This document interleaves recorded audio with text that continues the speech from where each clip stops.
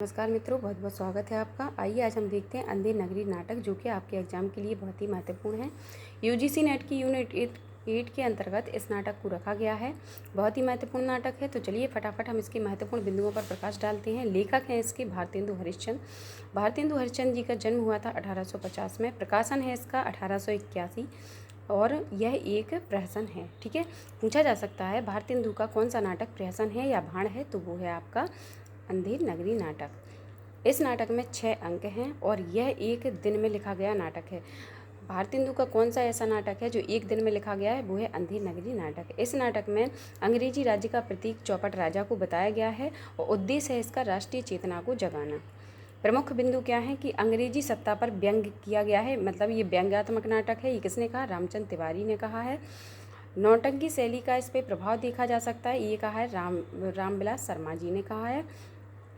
और पहला आधुनिक प्रासंगिक और राजनीतिक नाटक है, ये बच्चन सिंह ने कहा है। ये कथन आप याद कर लेना, इनको महत्वपूर्ण है, पूछा जा सकता है आपसे एग्जाम में। ठीक है, पात्र हैं इसके महंत, गोवर्धन दास, नारायण दास और अन्य पात्र हैं इसके कबाब वाला, घासीराम, नारंगी वाला, हलवाई, कुंजड़िन, मुगल, पाचक वाला, मछली वाली, जात वाला और बनिया। ठीक है, ये हैं इसके प्रमुख पात्र। अब देख लेते हैं इसके अंकों को।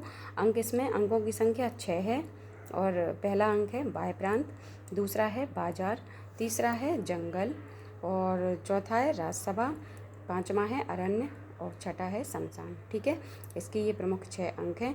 अब इनके प्रमुख कथन या पंक्तियाँ देख लेते हैं, महत्वपूर्ण है। राम भजू राम भजू राम भजू, ये प्रथम अंक में जो महंत जी हैं या गुरु जी हैं, महंत जी हैं, वो अपने दोनों शिष्यों के साथ आते हैं और इसको गाते हुए आते हैं। उनके 2 शिष्य कौन से हैं? गोवर्धन दास और नारायण दास। ठीक है, ये किसके शिष्य हैं? ये महंत जी के 2 शिष्य हैं और वो क्या गाते हुए आते हैं कि राम भजू राम भजू राम भजू। तो ये महंत जी का है और प्रथम अंक में आया है। अब पूछ लेगा कि उनके 2 शिष्य हैं जो गोवर्धन दास और नारायण दास, ये किसके शिष्य हैं? तो महंत जी के 2 शिष्य हैं और इनको भिक्षा मांगने के लिए गुरुजी कौन कौन सी दिशा में भेजते हैं? तो गोवर्धन दास को भेजते हैं पश्चिम दिशा में और नारायण दास को भेजते हैं पूर्व दिशा में। ठीक है, और फिर नेक्स्ट पंक्ति है, लोभ पाप को मूल है, लोभ मिटावत मान। ये महंत जी की पंक्ति है, ये भी प्रथम अंक में आई है। और जात ले जात टके शेर, जात टके के वास्ते धर्म, ये बहुत बड़ी पंक्ति थी थोड़ी, तो ये है जात वाला की पंक्ति है। ठीक है, जात वाले यानी ब्राह्मण की पंक्ति है कि जात ले जात टके शेर जात टके के वास्ते धर्म, ये जात वाला की पंक्ति है, द्वितीय अंक में आई है। अंधेर नगरी चौपट राजा, टकेशेर भाजी टकेशेर खाजा, ये गोवर्धन दास की पंक्ति है, ये भी द्वितीय अंक में आई है।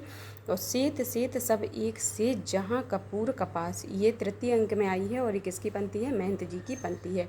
मतलब महंत जी ने क्या कहा है, ऐसे राज्य में रहना उचित नहीं है जहाँ पे सेत सेत सब एक से, जहाँ कपूर कपास, जहाँ कपूर और कपास की वैल्यू एक सी हो, वहाँ पे हमें नहीं रहना चाहिए। तो ये है महंत जी की पंक्ति। चुप रहो तुम्हारा न्याय जहाँ ऐसा होगा कि जहाँ जम के यहाँ भी नहीं होगा। ठीक है, ये किसकी पंक्ति है? राजा की पंक्ति है और ये चतुर्थ अंक में आई है। चतुर्थ अंक का नाम है राजसभा। राजसभा में जो राजा है वो कैसा है? मूर्ख राजा है और वो क्या कर रहा है कि अपनी शासन सत्ता को अच्छे रूप से नहीं चला पा रहा है, उसका वहीं पे वर्णन किया गया है इसमें राजा का।